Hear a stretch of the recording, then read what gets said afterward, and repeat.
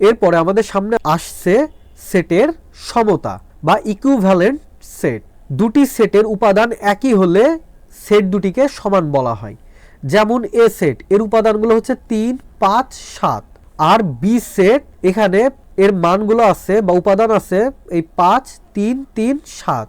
এখানে 3-এর পুনরাবৃত্তি আছে, কিন্তু এই 5, 3, 7-এর বাইরে কিন্তু কোনো মান নেই। ফলে আমরা এই এ সেট এবং বি সেটকে ইকুইভ্যালেন্ট বলতে পারি বা সমতা সেট বলতে পারি।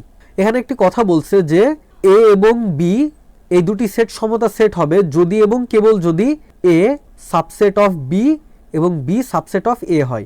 যেহেতু এদের উপাদানগুলো আসলে একই থাকে, শুধু উপাদানগুলোর পুনরাবৃত্তি হতে পারে, তাছাড়া সাংখ্যিক মানের কিন্তু কোনো পরিবর্তন হচ্ছে না। ফলে আমরা এটা তো বলতেই পারি যে এ এটা হচ্ছে বি এর একটি উপসেট বা বি এর একটি উপসেট। এখানে এটাই বলা আছে। এখানে ওই যে উদাহরণ দেয়া আছে যেখানে 3, 5, 7 আছে, এটা নিয়ে এ সেট, আবার 3-এর পুনরাবৃত্তি করে আছে বি সেট, আবার 7 এবং 5-এর পুনরাবৃত্তি করে আছে সি সেট। এখানে কিন্তু এই যে মানগুলো 3, 5, 7-এর বাইরে কিন্তু কোনো মান নেই, পুনরাবৃত্তি আছে কিন্তু এর বাইরে কোনো মান নেই। ফলে এগুলোকে আমরা সমতা সেট বলতেই পারি। এখানে বলছে দ্রষ্টব্য সেটের উপাদানগুলোর ক্রম বদলালে, মানে যে স্থান পরিবর্তন করলে বা কোনো উপাদান পুনরাবৃত্তি করলে, যে কোনো একটি মান যদি আমি দ্বিতীয়বার নেই, সেটের কোনো পরিবর্তন হবে না। এই যে যদি 3, 5, 7 এখানে যেমন 5 আগে আছে 3 পরে আছে, এভাবে যদি স্থান পরিবর্তন করি বা কোনো মানের যদি আমরা পুনরাবৃত্তি করি, তাহলে সেই সেটগুলোর কিন্তু আসলে কোনো পরিবর্তন হবে না, এগুলো একই সেট হিসাবে বিবেচিত হবে। এরপরেরটা হচ্ছে সেটের অন্তর। এই সেটের অন্তর এটা আসলে একটি সেট থেকে অপর একটি সেটের উপাদানগুলো বাদ দেয়াকে বোঝায়। যেমন যদি আমাদের কাছে দুটি সেট থাকে, এ সেট যেটি এই 1, 2, 3, 4, 5 এই উপাদানগুলো নিয়ে গঠিত, এবং যদি বি সেট থাকে যার উপাদানগুলো হচ্ছে 3 এবং 5। যদি আমাদের এই এর থেকে বি এর উপাদানগুলো যদি বাদ দিতে হয়, তাহলে এটাকে চাইলে আমরা এভাবেও লিখতে পারি। এই যে এ স্ল্যাশ চিহ্ন তো এইভাবে দেয়, কিন্তু এটা হচ্ছে স্ল্যাশের মানে বিপরীত, এটাকে এইভাবে লিখতে হয় এ বাদ বি। এটা দিয়েও আসলে সেটের অন্তর করতে বলা হচ্ছে, মানে এ সেট থেকে বি সেটের উপাদানগুলো বাদ দিতে বলা হচ্ছে, যেটাকে চাইলে এই যে আবার এ মাইনাস বি এভাবেও দেওয়া যায়। আর এটাকে পড়া হয় এ বাদ বি, এই যে এইভাবে পড়তে হয় এ বাদ বি।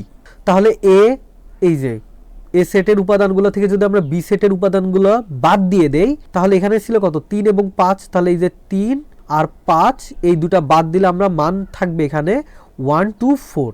এই যে 1, 2, 4।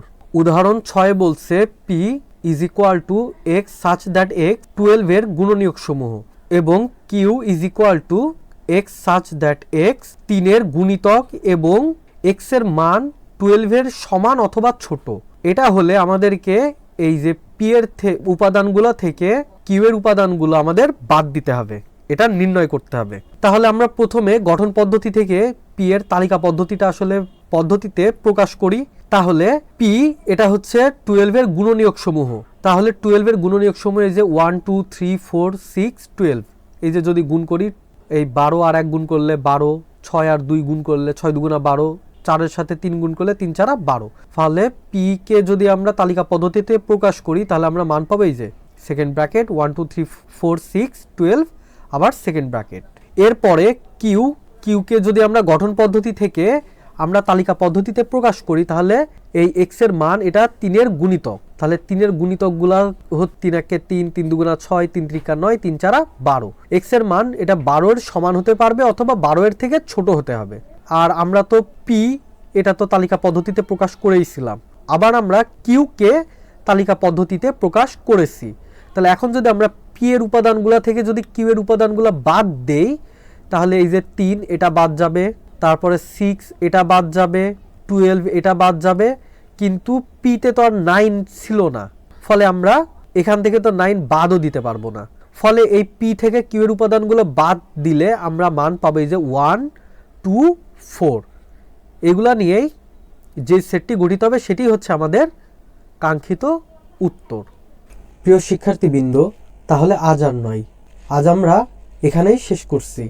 তোমাদের যদি কারো কোনো সমস্যা থেকে থাকে, তাহলে তোমরা আমাদেরকে আমাদের ফেসবুক গ্রুপ এবং আমাদের ফেসবুক পেজে জানাতে পারো। আমরা আমাদের পক্ষ থেকে যথাসাধ্য চেষ্টা করব তোমাদের সহায়তা করার। তাহলে দেখা হবে পরের ভিডিওতে। পরের ভিডিও দেখার জন্য আমি তোমাদের আন্তরিকভাবে আহ্বান জানাচ্ছি।